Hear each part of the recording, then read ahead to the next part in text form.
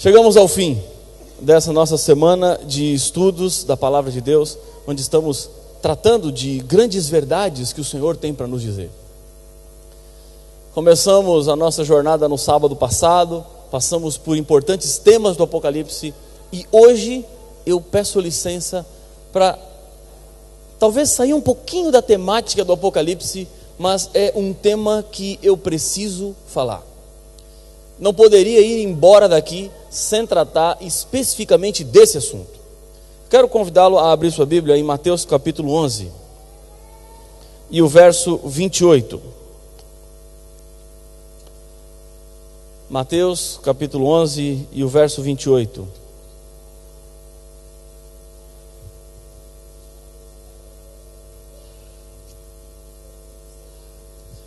Este é um verso que retrata palavras do próprio Senhor Jesus. E aqui o Senhor Jesus faz um convite não só apenas aos seus discípulos que lhe ouviam falar, mas está aqui um convite para toda a humanidade. Jesus diz assim: vinde a mim, todos os que estáis cansados e sobrecarregados, e eu vos aliviarei. Ou aqui nessa versão, lhes darei descanso. O convite que o Senhor Jesus faz aqui é especificamente para quem está cansado e sobrecarregado. Mas eu gosto de pensar que há uma extensão desse convite a outros grupos de pessoas. Vem a mim, você que se sente mal amado, não amado, odiado. Vem a mim, você que está aflito, oprimido, cansado. Vem a mim, você que sofre, ou vem a mim, você que está feliz. Vem a mim, você que está passando por um momento de dificuldade, de decisões e escolhas. Vem a mim, você que está a princípio com tudo resolvido. Venha, porque eu vou lhe dar alívio. Eu vou lhe dar paz. Eu vou lhe dar, nessa versão, descanso. E esse descanso, esse alívio que o Senhor Jesus promete dar, é um alívio que vem dele e que só ele pode dar. Não é possível encontrar esse descanso, essa paz, em nenhum outro lugar, senão em Jesus. Nenhum comprimido dá, nenhuma erva dá, nenhum prazer dá, nenhuma filosofia dá, nenhuma noitada dá, nenhuma festa dá, nenhuma música alta dá, nada e nem ninguém pode conceder esse alívio que Jesus aqui promete. Vem a mim e eu vou te aliviar. E diferentemente dos seres humanos, que fazem muitas vezes promessas que não se cumprem, Jesus, quando Ele promete, Ele cumpre. Quando Ele fala, Ele faz. Se Ele diz que vai aliviar, você pode ter certeza que Ele vai aliviar. Ele é Deus, não volta atrás das suas palavras. Portanto, o que Ele disse, Ele vai cumprir. Venha a mim, você que está cansado e sobrecarregado, diz Jesus, eu vou te dar o alívio. Venha a mim, e você vai ver como a vida comigo vale a pena. Só que essa vida com Jesus que vale a pena, é uma vida que precisa ser sentida, porque as palavras não são suficientes. É preciso viver, é preciso ir. É preciso experimentar.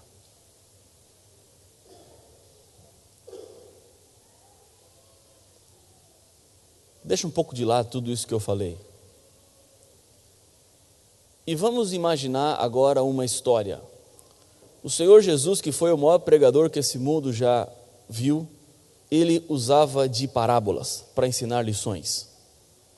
E vamos usar de uma parábola para tentarmos tirar algumas lições que surgem, que são indagações que eu faço diante deste texto bíblico.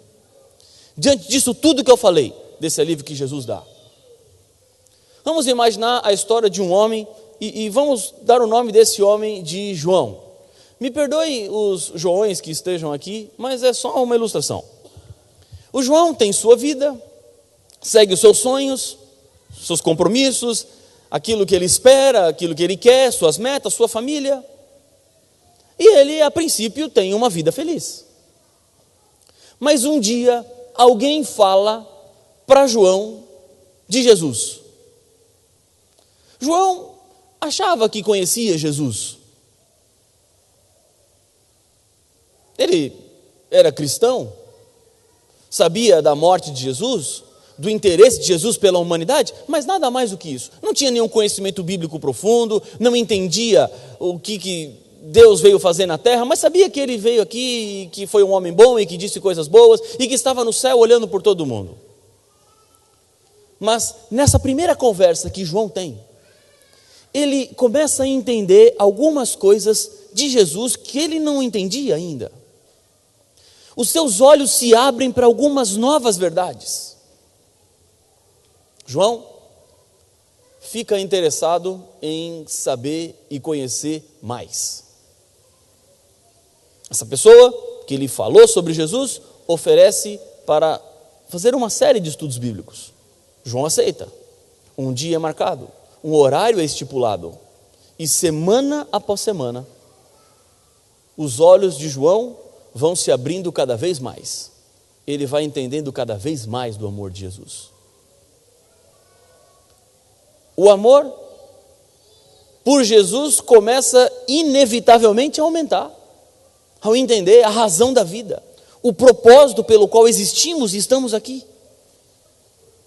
Até que um dia, no seu quarto, sozinho, João está folheando a Bíblia.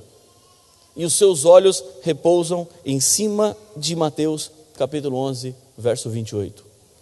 E ele ouve Jesus dizendo para ele: vinde a mim, João. Vem a mim e eu vou te aliviar. Vem a mim, João, e eu vou te dar paz. Vem a mim, João, porque o que eu tenho para lhe dar, ninguém mais tem. O que eu posso lhe oferecer, João, em nenhum outro lugar você vai encontrar. As palavras não são apenas palavras de um papel fino, de um livro chamado Bíblia, mas são palavras que se saltam, como se o próprio Jesus estivesse ao lado dele. João fecha os olhos e responde ao verso bíblico: Senhor, eu vou. Senhor, eu me entrego. Senhor, agora a minha vida é tua. Os meus sonhos são os seus sonhos.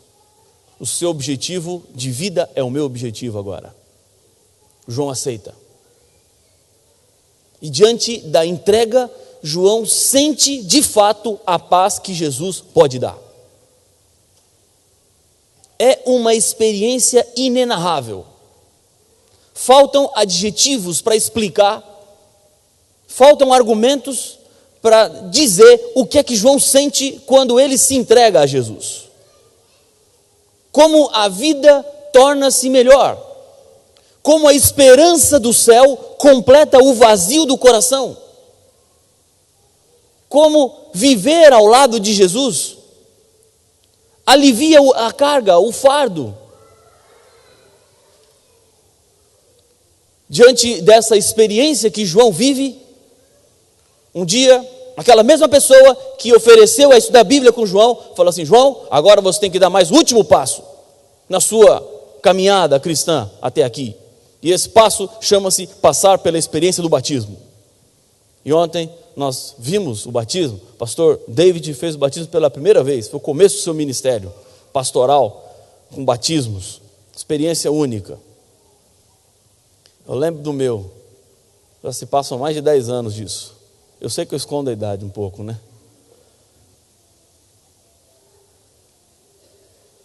João então entra no tanque batismal. E lá no tanque, João está dizendo para todo mundo que viver com Jesus vale a pena. Ele está dizendo para todo mundo que Jesus promete e cumpre, que o que ele fala, ele faz. João é batizado. Sua entrega, uma decisão de mudança total de vida.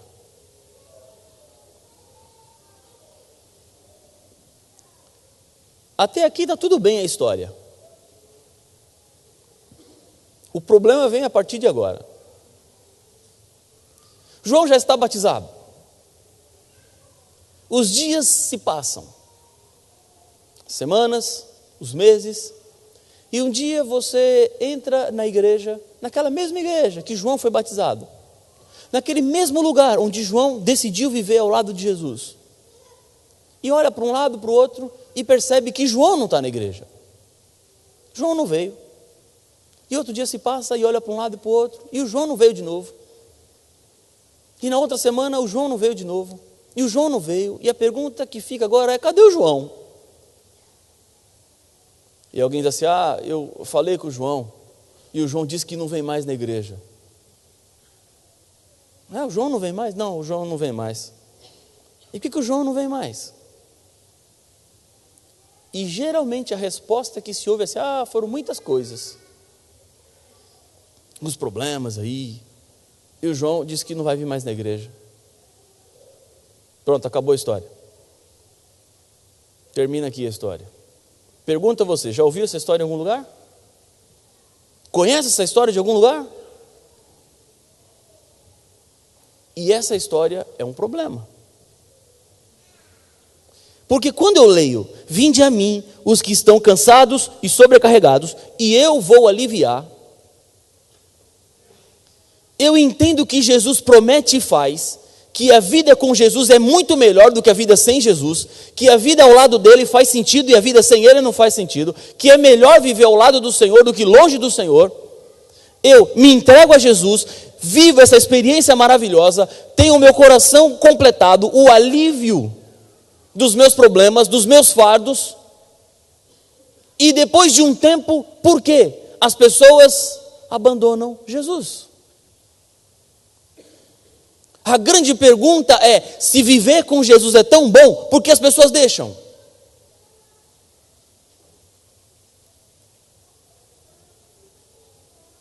Se o alívio que ele oferece só ele tem para dar, por que as pessoas rejeitam?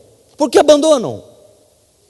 Porque enquanto alguns estão vindo, outros estão saindo. Quando cheguei para trabalhar na divisão sul-americana, e nesse trimestre da escola sabatina, vocês vão acompanhar histórias da divisão sul-americana. Hoje vocês viram a história do Peru. Os 13 sábados são histórias da América do Sul.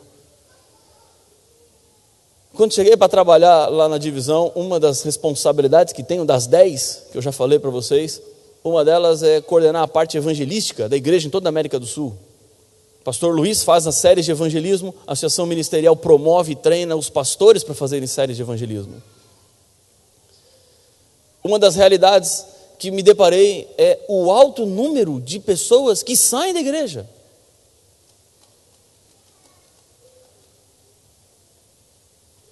Posso lhe dar um dado aqui. A cada ano, de 100 pessoas que batizamos, temos que tirar 60. Não de pessoas recém-batizadas, mas de pessoas que já foram batizadas há muito tempo e que naquele ano saíram da igreja. Nós não estamos conseguindo crescer o que batizamos porque há uma saída, uma evasão de pessoas. Isso não me faz sentido, porque se viver com Jesus é bom, por que as pessoas deixam? Não deveriam deixar? Aquilo que é bom você não abandona, aquilo que é bom você não rejeita. Como é que você troca uma coisa pior daquilo que é melhor? Como rejeitar o sublime e se abraçar com aquilo que é baixo? Por que voltar à antiga vida? Por que voltar a virar as costas a Jesus? Depois de ter vivido a experiência da entrega, do amor, por que as pessoas deixam? E para essa pergunta, eu tinha que ter respostas. E eu saí em busca de respostas. Ligando, mandando e-mail, telefonando, mandando mensagem no celular, para pessoas que viveram exatamente essa experiência. E a minha pergunta era uma só: o que aconteceu? Por que você não está mais na igreja? Diga. Eu ouvi muitas histórias, li muitas histórias, e cheguei a uma conclusão. Existem 3 razões por que as pessoas abandonam a paz de Cristo. As histórias podem ser muitas, mas as razões são apenas 3, não mais do que 3.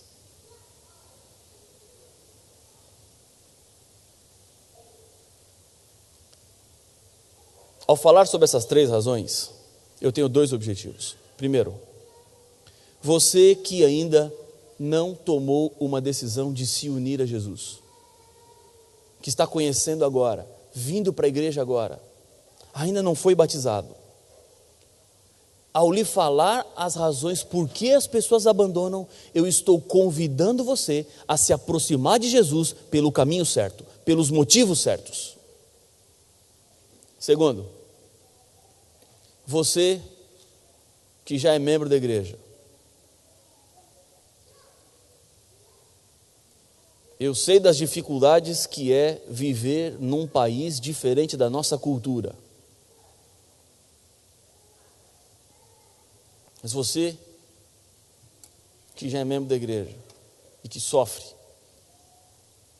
por essas adaptações, essa nova realidade de vida, às vezes sozinhos, cuidado, para que essas razões não estejam trabalhando no seu coração. Para que você não engrosse a fileira daqueles que saem, daqueles que estão abandonando a fé. São 3 razões, e não mais do que 3, não achei outra. Vejam as razões. Primeira, muitas pessoas estão saindo da igreja porque vieram apenas interessadas nos benefícios, mas não querem compromisso. E isso não é um retrato apenas dos nossos dias da humanidade, mas já é um retrato antigo, porque na própria época de Jesus, já tinham aqueles que se aproximavam de Jesus, interessados nos pães, nos peixes, nas curas, e quando Jesus falava, segue-me, dizia assim, não Senhor, seguir não dá, deixa eu sepultar meu pai primeiro, deixa eu cuidar das minhas coisas, eu tenho ainda outros interesses na vida, eu não posso lhe seguir agora. A aproximação de Jesus era apenas uma aproximação interesseira. Quais são os benefícios que eu posso ter? Quais são as vantagens que eu vou tirar de Jesus? Mas quando Jesus fala, compromisso comigo? Não, compromisso não. A nossa sociedade é marcada pelo descompromisso. As pessoas não querem se comprometer com ninguém, não querem se comprometer com nada. E quando se fala de Jesus, pior. Comprometer-se? Não. Eu quero o que Jesus pode me dar de bom. O alívio eu estou interessado, mas o compromisso não. Na América do Sul, e vocês recebem a influência da América do Sul aqui, a maior parte, as pessoas estão sendo bombardeadas por uma pregação que não começou na América do Sul, veio de outros lugares, de uma teologia chamada da prosperidade. Um Deus que faz e que torna as pessoas prósperas.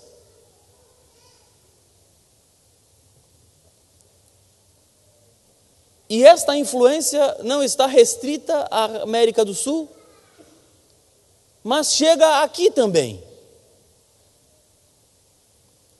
Porque as histórias se multiplicam de pessoas que foram para a igreja sem nada e que, diante da bênção de Jesus, tornaram-se ricas e poderosas. É a costureira que vira dona de ateliê.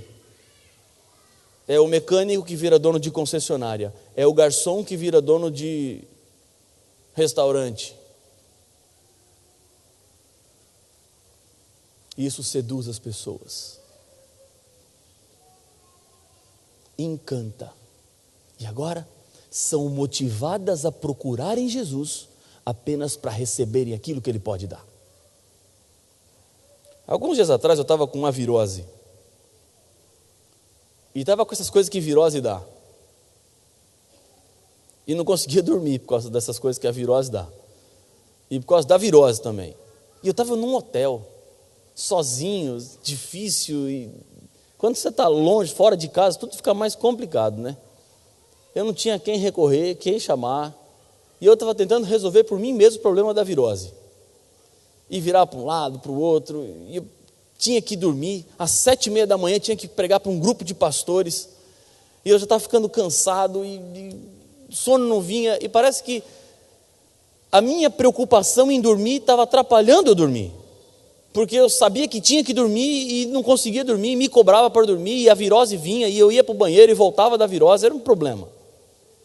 Já não sabia mais o que fazer. Resolvi ligar a televisão do quarto para ver se, assistindo alguma coisa na televisão, o sono vinha mais rápido. Foi uma doce ilusão, porque o sono não veio. Foi pior. Por que foi pior? Porque eu liguei a televisão e comecei a virar alguns canais para achar alguma coisa e achei um pastor pregando. 3h30 alguma coisa da manhã. E fiquei lá ouvindo o pastor pregar. Falei, quem sabe o pastor dá sono, né? Tem alguns que dormem no sermão, quem sabe eu sou um desses, né? Que vai dormir no sermão. E fiquei ouvindo o sermão do pastor para ver se eu conseguia dormir, mas o efeito do sermão do pastor foi o reverso. Fez eu perder mais o sono. Fiquei mais ligado. Porque na verdade ele não estava pregando, e se pregou eu não ouvi. Mas ele estava contando um testemunho de um casal que estava à frente, ao lado dele. E ele contava de como aquele casal perdeu tudo na vida. Como o casal chegou no fundo do poço. Não tinha nada. Ele descrevia com uma riqueza de detalhes as tristezas, quando o filho teve que sair da escola, ir para uma escola estadual, do governo, quando eles tiveram que abandonar a casa e ir morar na casa da sogra, de favor, e descrevia todo esse quadro, para alguém que tinha tudo, para alguém que vivia na alta sociedade, agora submeter a uma vida de pobreza, de miséria, de carências. E eu fiquei ouvindo ali a história, para ver se o sono vinha, e o sono foi indo embora nessa história. Mas o problema da história, depois de uns 10 minutos que ele descrevia a desgraça do casal, a história teve uma reviravolta. Porque o pastor falou assim, irmã, para a esposa, porque ela estava com o microfone na mão. Falei assim, irmã, e como é que foi quando vocês vieram aqui nessa igreja? Ela abriu um sorriso e falou assim, pastor, um dia nós viemos aqui. E ela começou a narrar. E o que ela contou foi o suficiente para acabar com o restinho de sono que ainda tinha. Porque foi tanta prosperidade, que aquele casal chegou no céu. E a pergunta que você faz agora assim, como é que prosperidade leva para o céu? Eu vou dizer. Depois de contar tudo que estava acontecendo e do sucesso financeiro da família, ela falou assim, pastor, e agora fazem 4 meses que eu estou com meu filho mais velho tocando a empresa e meu marido abriu uma nova empresa. E o pastor falou assim, empresa do quê? Ele abriu uma empresa de táxi aéreo, transporte de executivos. E na hora eu pensei, quem é que abre uma empresa dessas, né? Eu vou comprar uns 2 helicópteros aí, um avião para ficar levando executivos que tem que se locomover. Nós estamos falando de coisas, de quantias estratosféricas. E aí que o sono foi embora nessa hora mesmo, né? Nessa hora eu estava meio deitado, tentando dormir, já estava sentado na cama. Mas o pior está por vir da história. Calma. Aí o pastor descreve um pouco da prosperidade, era quase 4 da manhã, e eu ali, ouvindo aquela história. E o pastor falou assim, irmã, deixa eu fazer uma outra pergunta. Hoje vocês têm dívidas? Não, pastor, não temos dívida nenhuma. E o pastor falou assim, quando vocês vieram para a igreja, tinham dívidas? Pastor, disse ela, quando nós viemos para a igreja, nós perdemos tudo, pastor, tudo que nós tínhamos, e ainda nos restou uma dívida de aproximadamente 300 mil reais. Perderam tudo, 300 mil de dívida. Não tinha nada e a dívida, com bancos e agiotas. E o pastor, hoje não tem mais dívida? Não, pastor, não tem mais dívida. Aí veio a pergunta crucial. Quase 4 da manhã, o pastor falou assim, irmã, e se hoje vocês tivessem uma dívida dessas, conseguiriam pagar? E ela com o microfone falou assim: pastor, eu acredito que com 5 ou 6 dias de trabalho eu pagaria uma dívida dessas.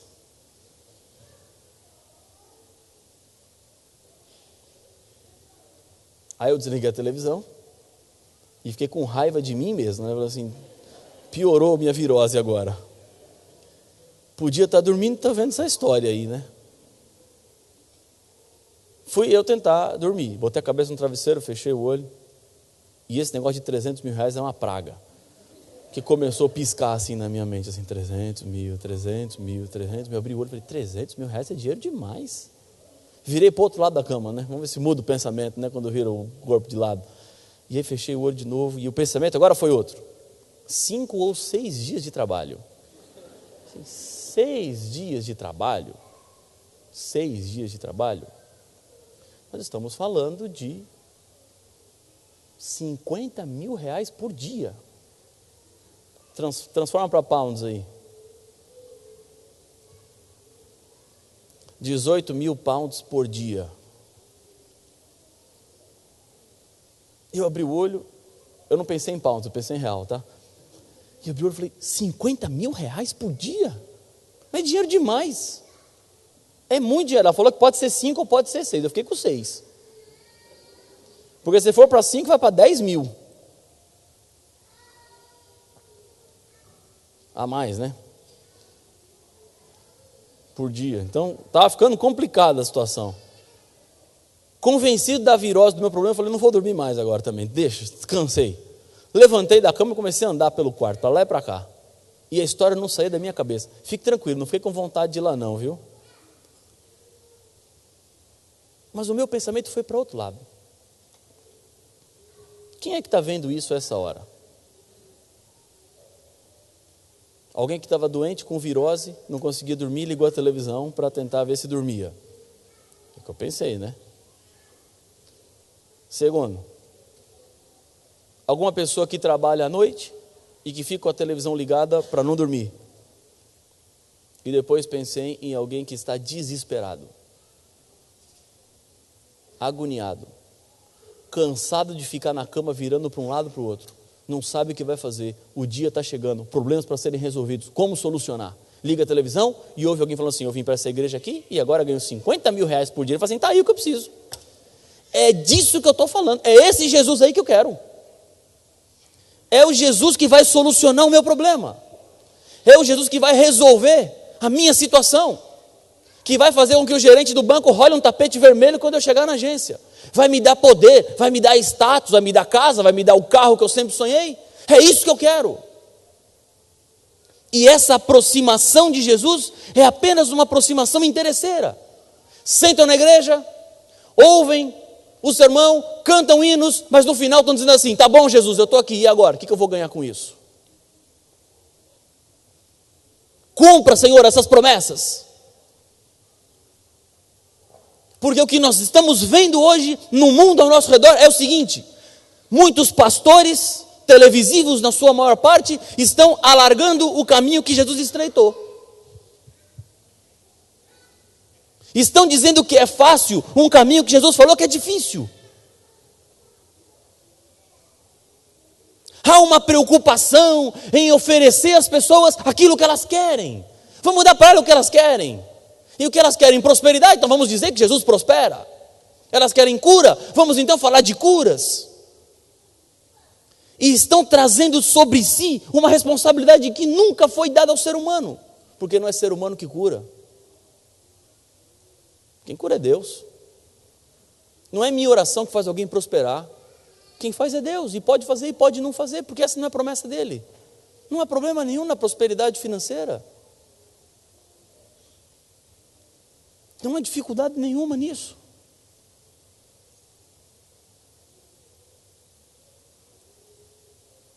Mas o problema é quando você começa a dizer que Jesus vai fazer isso, se você vier, e as pessoas vão interessadas. Apenas naquilo que Jesus pode dar, naquilo que Ele pode oferecer. Agora vejam, todos nós aqui, todos, ninguém gosta de amizades interesseiras. De alguém que se aproxima de você, não porque gosta de você, eu vou me aproximar dele ali porque ele tem uma vantagem que pode me dar, tem ali algo que ele pode fazer, pode me indicar para um emprego, e essa aproximação é só interesseira. Se aproxima para conseguir alguma coisa, depois que conseguiu. E é isso o que essa pregação está fazendo por aí. Pessoas que se aproximam de Jesus apenas de forma interesseira. Porque é um Jesus que pode dar coisas boas, que pode solucionar os meus problemas, mas quando fala de compromisso, não. Só que vida religiosa é como casamento, na saúde e na doença, na prosperidade e na adversidade. Estar com Jesus não é garantia de que os problemas não vão aparecer. Estar com Jesus não significa que um dia você vai abrir a janela da sua vida e vai estar o temporal lá. Os problemas vão vir, as dificuldades vão aparecer. Mas a grande promessa bíblica é de um Deus que se importa e caminha ao seu lado, e que alivia o fardo, que promove o descanso, mas não que nos isenta de problemas, e nem que dá prosperidade para todos que vierem. Prosperidade, quando eu falo, financeira, dinheiro. Religião tornou-se negócio, business. Por isso muitas pessoas vêm para a igreja. Quando vem o primeiro problema, fala assim, mas não era esse Jesus que eu queria. Não foi isso que eu vim atrás. Eu queria prosperidade, eu queria conta bancária alta, eu queria o salário milionário. Então já que Deus não está dando, eu viro as costas e vou embora. É isso que acontece. Por isso muitos estão indo embora. Segunda razão, porque as pessoas abandonam a paz de Cristo. Segunda razão, porque as pessoas voltam-se ao convite do Senhor Jesus para viverem a antiga vida. E a segunda razão são os outros. Os outros. Como tem gente deixando a igreja por causa dos outros? Porque o fulano falou alguma coisa, eu não gostei, e agora eu não vou mais na igreja. Porque não sei quem fez uma festa de aniversário e não me convidou, e agora eu não vou mais na igreja. Porque a fulana pensou aquilo lá e eu não gostei do pensamento dela, então eu não vou mais na igreja.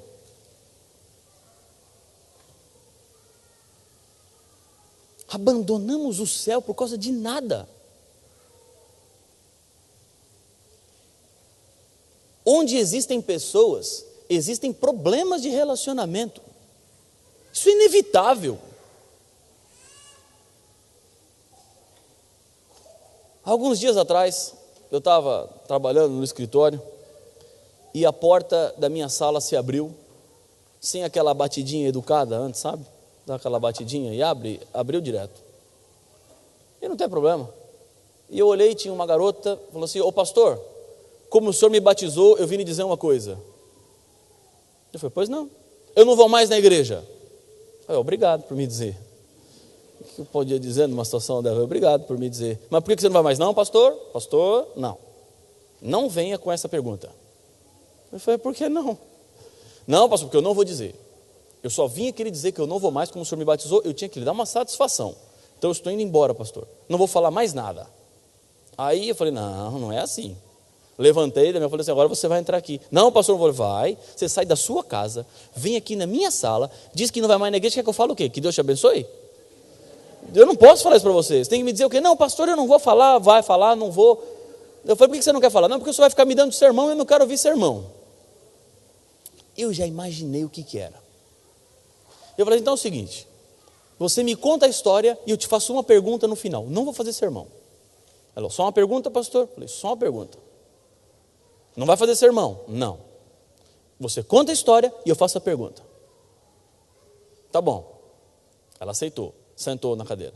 Sentei na frente dela, disse, agora conta. A história era exatamente o que eu imaginava. Problema pessoal. E aí a minha pergunta ficou guardada, porque se era problema pessoal eu tinha pergunta. Se era outro problema eu não tinha pergunta, eu ia ter que criar na hora. ela começou a contar a história. Ela tinha uma outra garota que eram muito amigas na igreja. E apareceu na igreja um Dom Juan, se assim podemos chamar, um conquistador. Não sei se era muito conquistador, né? Mas o problema foi o seguinte: as duas se interessaram no Absalão, para ficar mais bíblico, né? Está mais bíblico assim, né? As duas se interessaram no bonitão. Só que o problema foi o seguinte: as duas começaram a ter problemas entre si, porque a amizade foi colocada em prova, porque agora estava interessada no bonitão. E para ficar pior a história, o bonitão não se interessou por nenhuma nem pela outra. Por outra. E ele começou a namorar a outra, que ele se interessou. Estava bem ele no mercado, né? O Absalão estava bem no mercado. 3, né? Mas o problema foi das duas que eram amigas, e que por causa dessa história, que nenhuma ficou com o Absalão, a amizade ficou estremecida, ficou abalada. E elas entraram num processo de guerra fria. Não se falavam, uma provocava a outra, mandava recadinho por outras pessoas, postava mensagenzinha. Irmãos, eu nem sei se eu devo falar isso que eu vou falar, mas me irrita essas pessoas que ficam mandando recadinho pelo Facebook.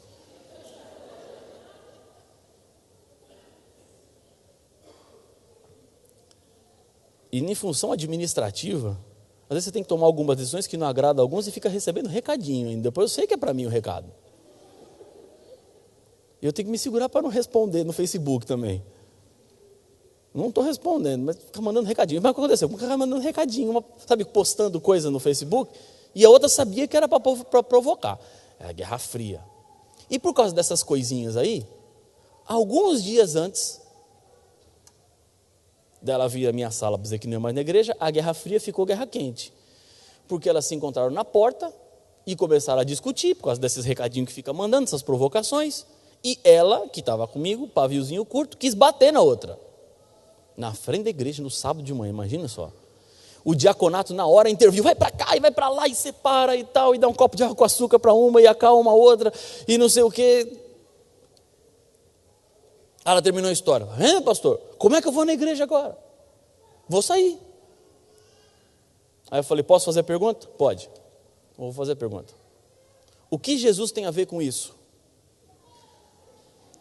Aí ela falou assim, não entendi, pastor, a pergunta.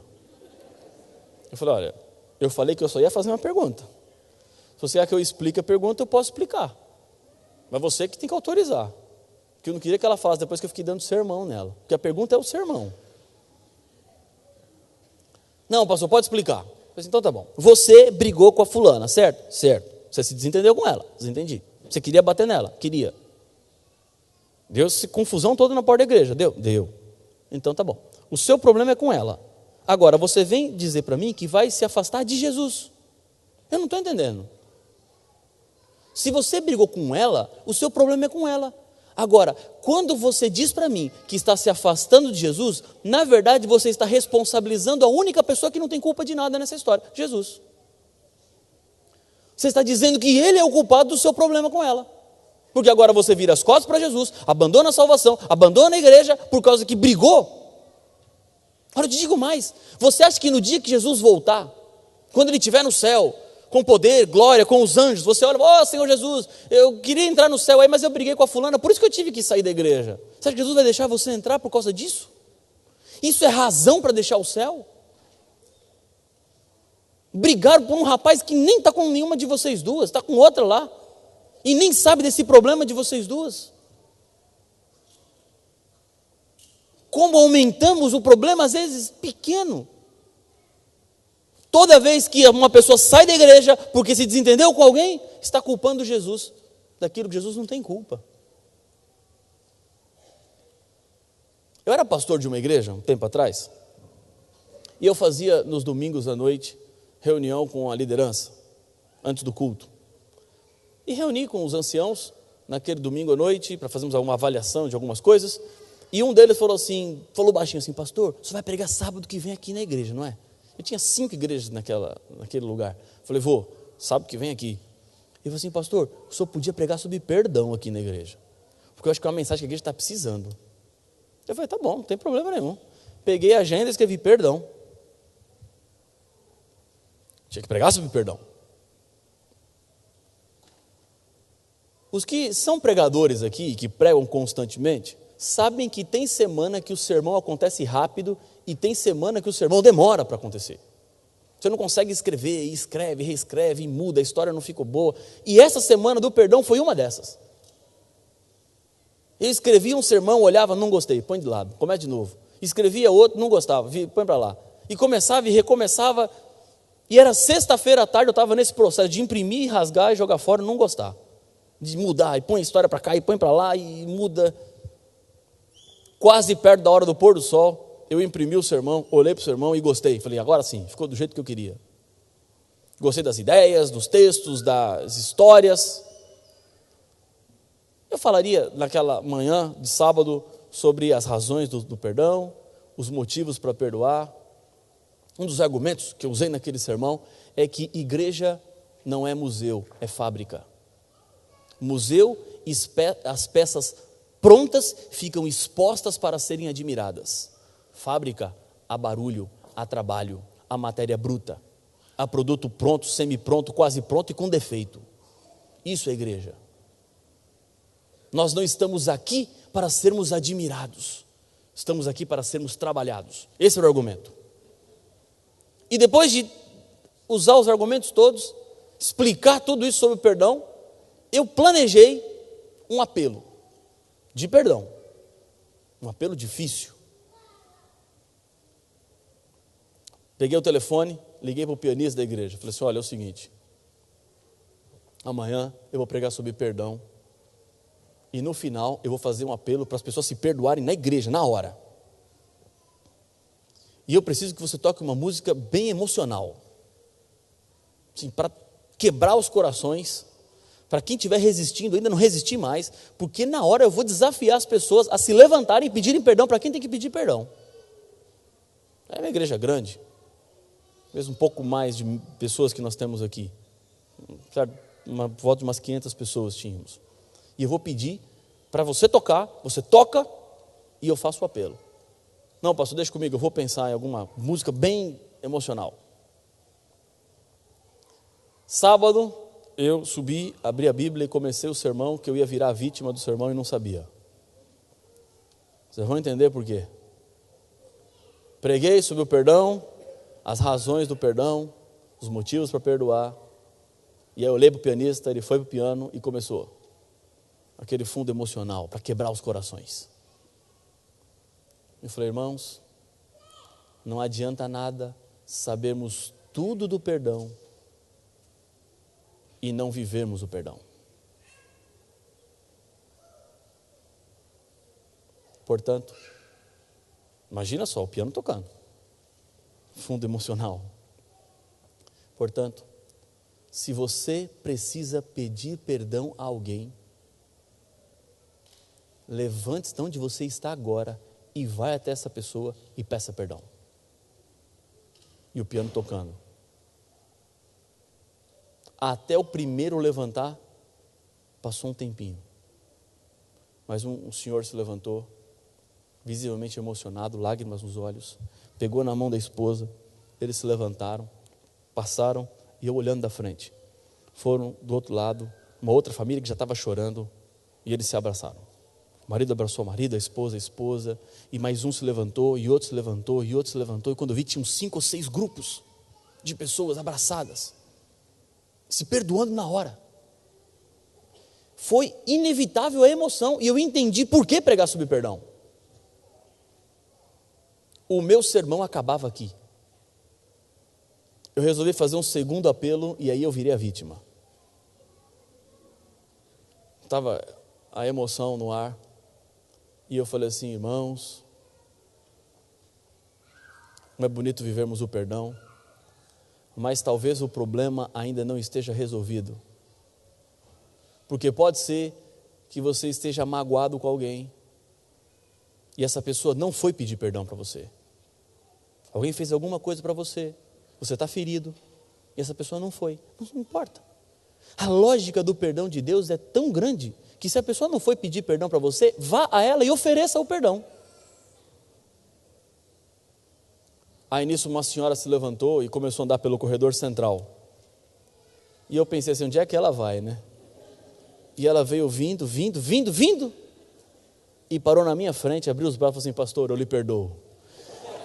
E eu na hora fiquei sem reação e abracei e botei o microfone de lado. Ela falou assim, pastor, não importa o que o senhor fez, o senhor está perdoado no meu coração. Obrigado, irmã. Olha, pastor, o senhor pode ficar tranquilo, tudo já passou. Obrigado, irmão, obrigado. Aí botei ela de lado assim, falei, é melhor eu orar antes que sobre mais para mim, né? Vamos orar então. Fiz a oração, rápido, né, para terminar logo. Orei, despedi todo mundo à porta, aí entrei no carro para voltar para casa. Aí minha esposa, no silêncio do carro, falou assim, o que aconteceu aquela hora lá? Eu sabia que hora ela estava falando, mas perguntei só para confirmar. Eu falei, que horas você está se referindo? Assim, a hora que a irmã fulana foi lá na frente. Eu falei, ela foi me perdoar. E aí a pergunta, né, que todos estão fazendo, ela perguntou assim, o que você fez? Eu falei assim, eu não tenho a mínima ideia do que eu fiz para ela. Não me passa na mente o que eu fiz para ela. Mas alguma coisa fiz. E de vez em quando faço. E se eu fizer, por favor, pode colocar a culpa em mim, não tem problema. Eu já aguento já. Vivo com isso todo dia. Não tem dificuldade. Se alguma coisa eu fiz de errado para você, eu sou o culpado, eu sou responsável. Não põe a culpa em Jesus daquilo que ele não tem culpa. E deixa eu lhe dizer uma outra coisa. Se você acha que só os outros fazem coisa ruim para você e você não faz para ninguém, engano seu. Porque hoje alguém pisa no seu pé, amanhã é você que pisa no pé de alguém. E não que você queira, e não que seja premeditado, mas às vezes acontece. E para ser bem sincero para você, até hoje eu não sei o que eu fiz para aquela mulher. Não tenho a mínima ideia o que eu fiz. Nunca perguntei. O perdão dela bastou. Já que ela estava me perdoando, agarrei o perdão. Mas o que eu fiz, não tenho ideia. Esses dias eu fui pregar numa caravana lá, e na hora que eu cheguei para pregar, ela estava com um pacotinho assim, para dar um presentinho para mim, um monte de meia. E me deu, pastor, que saudades, o Senhor me deu as meias, eu fiquei feliz da vida. Assim, a meia é o símbolo do perdão, né? Não tem mais nada mesmo.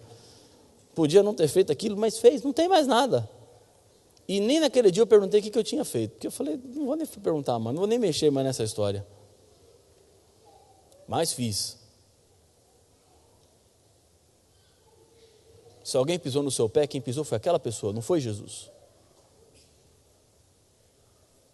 Não volte as costas para Jesus por causa dos problemas que nós temos de relacionamentos. Todos nós temos. Inevitavelmente passamos por eles. E nessa comunidade de perdão, nós precisamos vivenciar o amor de fato. De vez em quando eu ouço algumas crianças dizerem alguma coisa. Esses dias um desbravador me falou uma coisa assim, eu estava pregando sobre amor, um campuri de desbravadores, sobre a necessidade do amor, e ele falou assim, pastor, esse negócio de amor, um acento faz toda a diferença. E eu não entendi o que ele estava querendo dizer, né? Tem esses enigmas assim, nessas charadinhas. Aí eu falei assim, o que você quer dizer? Ele falou assim, não, pastor, o acento faz toda a diferença no amor. E eu pensei, amor nem tem acento, né? Mas o que você quer dizer? Ele falou assim, pastor, o acento é a diferença. Veja por quê. Jesus disse que nós nos amássemos com acento. E se tirar o acento, fica amassemos. Então, eu falei, tem lógica, né? É para nos amarmos e não nos amassarmos. Os relacionamentos complexos e difíceis. E tem tirado muitas pessoas do céu. Coisas tão pequenas. O que é uma festa de aniversário comparada à festa do céu? Mas tem gente que está deixando a festa do céu por causa da festa de aniversário aqui. Uma festa sem graça, às vezes o bolo ruim ainda. Deixa o céu por causa disso. Errou na receita do bolo e fica lá e se magoa, se milindra por coisas tão pequenas, perto do que Jesus viveu. Deixa eu ir para o terceiro, senão a gente não sai daqui hoje. Romanos capítulo 10, o verso 9. A terceira razão, quem vai dizer é o pastor Paulo. Romanos capítulo 10, o verso 9.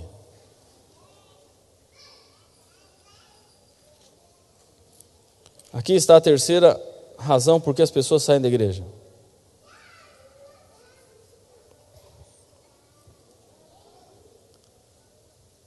Diz assim o texto: se com a tua boca confessares Jesus como Senhor, e em teu coração creres que Deus o ressuscitou dentre os mortos, serás salvo.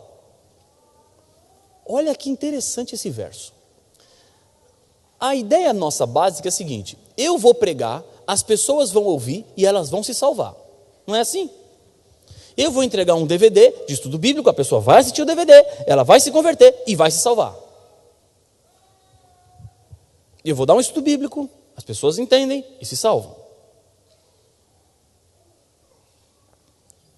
Mas não é isso que o verso está dizendo aqui. Obviamente que existe essa salvação que é estendida às pessoas a quem você prega. Mas o que Paulo está dizendo é o seguinte: se você falar, se você pregar, se você der estudo bíblico, se você entregar um DVD, quem vai se salvar? Você mesmo. Você se salva quando você anuncia. Você se salva quando prega. Não são apenas os outros que se salvam, mas você se salva. E por que nós nos salvamos? Há um psiquiatra chamado Paul Tournier. E o Dr. Tournier, num dos seus livros, diz o seguinte: pessoa alguma sabe no que acredita, a não ser que conte para os outros. Explicando o que ele quer dizer: se você não fala para as pessoas no que você acredita, com o tempo você perceberá que não acredita em nada. Porque a crença que não é contada é esquecida. Se você não fala no que você acredita, você esquece. E quem não sabe no que acredita, está a um passo de abandonar Deus, igreja, fé, salvação. É preciso saber no que você acredita. Se você falar, se você contar, você vai se salvar.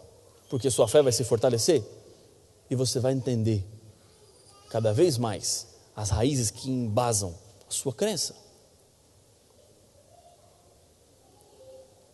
Se você não sabe no que você acredita, o que eu estou fazendo aqui? Eu não sei o que acredito, eu não sei nada. O que eu estou fazendo aqui? É melhor ficar dormindo em casa do que ficar aqui, porque não sabe no que acredita. É melhor eu jogar a bola. Ou é melhor arrumar um trabalho para ganhar dinheiro mais no sábado, porque não sabe no que acredita. Aí fica nem a história do pastor que encontrou um garoto no bebedouro da igreja e falou assim: garoto, você acredita no quê? E o garoto falou assim: ah, pastor, eu acredito no que a igreja acredita. Ah, parabéns. Mas não ficou contente com a resposta, né? Falou assim: ô garoto, e a igreja acredita no quê? Ah, pastor, a igreja acredita no que eu acredito. Ah, muito bem. E para completar, né? Ô garoto, você e a igreja acreditam no quê? Ah, pastor, disse ele, acreditamos na mesma coisa. E tem muita gente vivendo assim. Não sabe dizer no que acredita. E se não sabe dizer no que acredita, não sabe nem o que está fazendo. Aqui, na igreja, outras coisas. Essa salvação que chega é a salvação que vai também. Quando você fala, coisas incríveis acontecem. A primeira pessoa da minha família que conheceu a verdade do Evangelho foi a minha bisavó. A minha avó não era nem nascida quando minha bisavó foi batizada. Nesse final da década de 20. Ela estava na casa dela em São Paulo e abriu a janela para olhar a chuva que caía. O meu bisavô era alfaiate. E ela na janela, olhando para o lado de fora, a chuva, viu do outro lado da rua um rapaz de terno e gravata tentando se proteger da chuva. Recém-casados, eles eram. E a minha bisavó, olhando, falou assim: ô rapaz, fica aqui na minha casa que é melhor. Tinha um avançado maior das telhas. Fica aqui é melhor, para você se proteger da chuva. E aquele rapaz agradeceu e atravessou a rua. Minha bisavó na janela e ele lá fora. E ela fez uma pergunta assim: você é vendedor? Quando ele estava ali. E ele falou assim: não, eu não sou vendedor, eu sou missionário da Igreja Adventista do Sétimo Dia. E o que é? E ele deu um estudo bíblico para ela. E ela falou assim: eu quero saber mais. Então eu posso marcar um dia, uma hora para voltar à sua casa e ensinar a Bíblia. E ela falou com o meu bisavô, e eles marcaram o dia, marcaram a hora e aceitaram o estudo bíblico.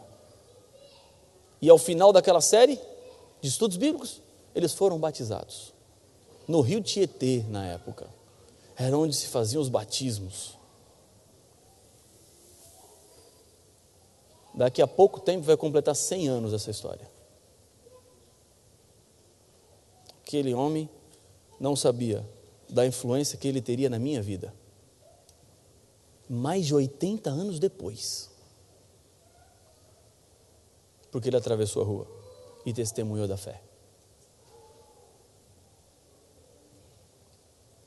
Só porque ele atravessou a rua.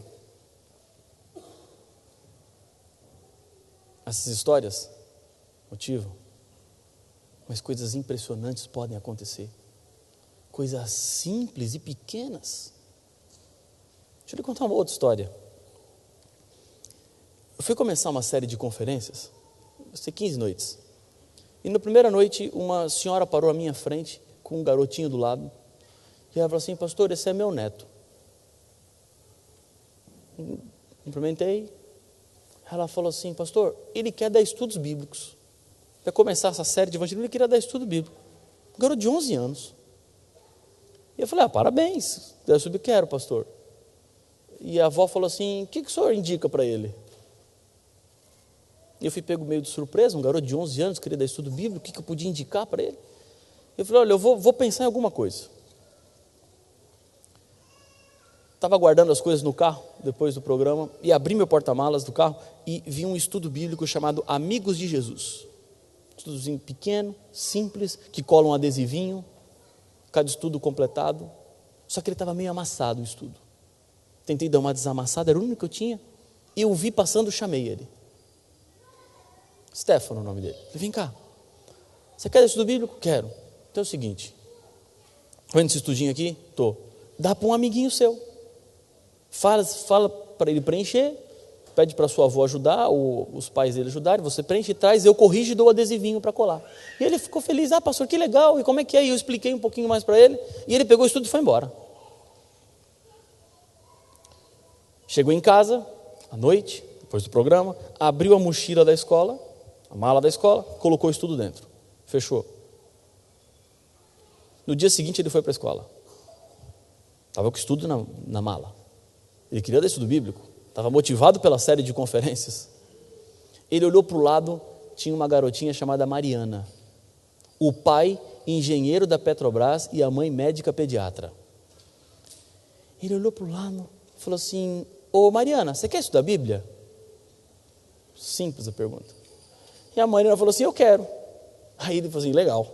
Abriu a mochila, ficou empolgado, e mostrou para ela: olha, esse é o estudinho, você vai, leva para sua casa, você preenche, depois você traz, eu vou dar para o pastor, ele vai corrigir, tem um adesivinho, explicou tudo para ela como é que era. E ela falou assim: tá bom, obrigado, deu uma folhada, achou bonito, colocou na mochila dela e foi embora para casa, quando acabou a aula. Chegou em casa, na hora do almoço, a mãe Marisa teria consulta só no meio da tarde, estava em casa, e ela falou assim: ô mãe, o Stefano lá da escola vai estudar a Bíblia comigo. E a mãe falou assim: como que ele vai estudar? Ah, com esse estudinho aqui. E mostrou para a mãe. Explicou para a mãe. E a mãe falou assim: não, tá bom, eu vou te ajudar a fazer. Deu uma folhada, achou bonito isso tudo, vou te ajudar a fazer. Foi do guarda-roupa da casa, que ela tinha uma Bíblia guardada, que recebeu de presente de casamento, nunca mexeu. desembrulhou a Bíblia, pegou a Bíblia e com muita dificuldade, olhando no índice, não lia, não estava acostumado, foi achando os versos bíblicos, os textos, e conseguiu preencher a primeira lição. No dia seguinte ela levou na escola e ele levou à noite na conferência, com a primeira lição preenchida. Corrigi, dei o adesivinho, falei assim, agora fala para ela fazer a 2. E foi a 2, foi a 3, foi a 4, no dia da 5, no dia. No meio da tarde, a Marisa ligou para a avó do Stefano. E falou assim, olha, a senhora sabe que o seu neto está ensinando a Bíblia para minha filha? E ela na hora pensou assim, perdeu tudo. Estragou, alguma coisa falou e não gostou. E ela já foi pedindo desculpas, olha, a senhora desculpa, alguma coisa. Ela falou assim, não é para desculpas não. É porque meu marido e eu queremos saber se não tem um estudo desse para adultos, porque isso é muito infantil. Tem uma coisa assim mais profunda, porque é interessante, nós queremos saber um pouco mais disso. E ela ficou aliviada, ela falou, não, pera aí que o pastor vai te ligar. Desligou e me ligou. Assim, pastor, olha o que está acontecendo, a mãe da Mariana quer estudo bíblico, ela e o marido dela. Pastor, liga para ela. Liguei no consultório e passei num encaixe na pediatra. Entre uma consulta e outra eu entrei, na tarde. Mas entrei para conversar um pouco com ela, fazer uma oração e marcarmos. O horário foi atípico. Quinta-feira, às 10h30 da noite, começava o nosso estudo bíblico, até a meia-noite. Era o horário que todo mundo podia. Acabava a conferência, eu tinha que ir para lá para dar o estudo bíblico. Terminei a série com eles. E alguns meses depois, eu voltei àquela igreja para batizar a Mariana, seu pai e a sua mãe. Porque um garoto de 11 anos resolveu testemunhar da sua fé. Agora eu lhe pergunto, alguém que vive uma história como essa, que continua vivendo história como essa, abandona a fé? É lógico que não. Quem está vivendo essa alegria de ver pessoas alcançadas, de vidas transformadas, não tem como abandonar a fé. Impossível. Muitas pessoas estão abandonando a igreja, abandonando a fé, porque deixaram de falar, porque deixaram de testemunhar, porque não falam mais, não contam. No final, nós estamos revivendo o tempo da nossa infância, quando tinham as histórias dos super-heróis, e uma das coisas que marcavam os super-heróis era a sua identidade secreta. Todos eles têm identidade secreta. Ninguém sabe quem é o Batman, ninguém sabe quem é o super-homem. A identidade deles é secreta. E no final é assim que nós estamos vivendo no mundo, a identidade secreta. Ninguém sabe que eu sou cristão, ninguém sabe no que eu acredito, ninguém sabe que eu estou esperando ele voltar. A identidade secreta. Aqui sim, aqui estamos no Palácio da Justiça, todo mundo nos conhece, todo mundo sabe no que acreditamos, mas chega lá fora, identidade secreta, ninguém pode saber.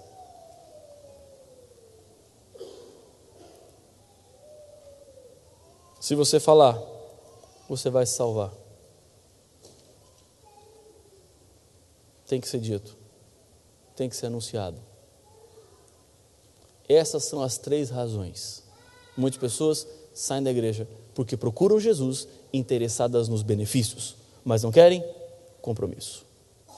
Segundo, por causa de relacionamentos, os outros. Terceiro, porque deixaram de falar e testemunhar da fé.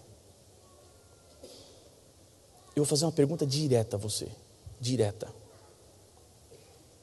Quantos aqui hoje querem dizer, Senhor, eu entendi, compreendi, quero me aproximar do Senhor e permanecer firme até o fim? Levanta a mão. Amém. Fica com a mão levantada. Senhor Deus querido, aqui está a nossa decisão de permanecermos firmes até o fim, de colocarmos a nossa vida diante do Senhor.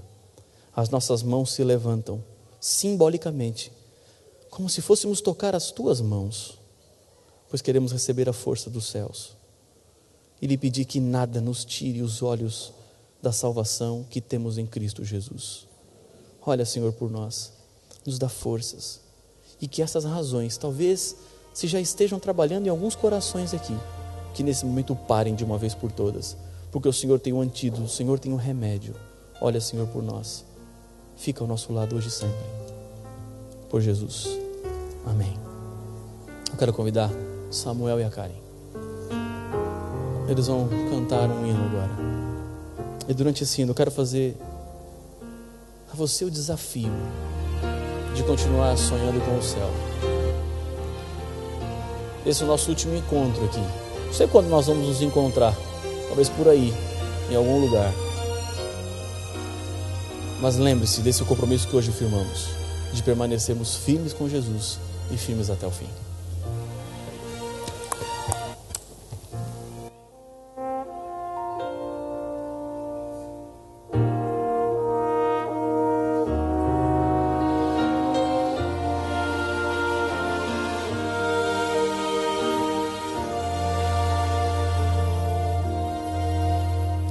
Eu já fui ovelha errante, do pastor eu me afastei, quis seguir os meus caminhos e do aprisco me ausentei. Foi um passo após o outro, sem notar eu me perdi. E já era noite escura, quis voltar, não consegui. E cercou-me o desespero, tive medo de morrer, pois o frio congelava, não podia me mover. Porque fui assim tão longe, que tolice cometi. Se eu pudesse eu voltaria, para nunca mais sair.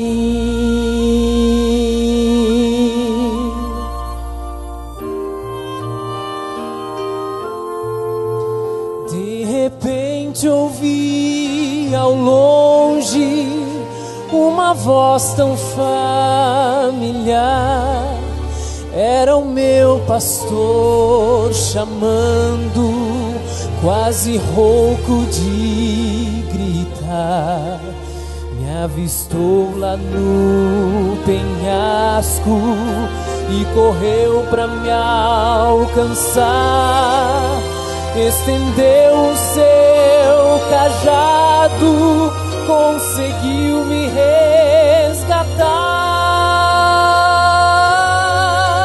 Choro agora de tristeza, no meu peito sinto a dor. Dor maior é quando penso que deixei o meu pastor, que me abraça em seu peito e com força me sustém. Seu amor então me acalma e me faz sentir tão bem. Seu amor então me acalma e me faz sentir tão bem.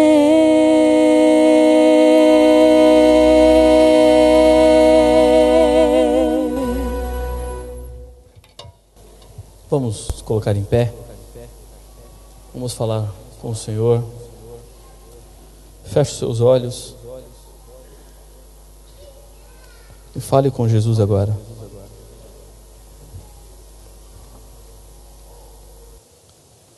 Ele está lhe ouvindo, é seu amigo. Diga para ele o que você precisa. Conta para ele das suas lutas. Fala para ele da sua decisão de agora a pouco. Coloca a sua vida diante dele.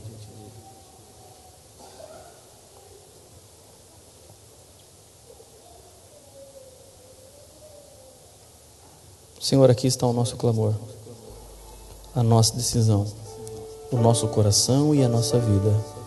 Fica ao nosso lado hoje e sempre, em nome de Jesus.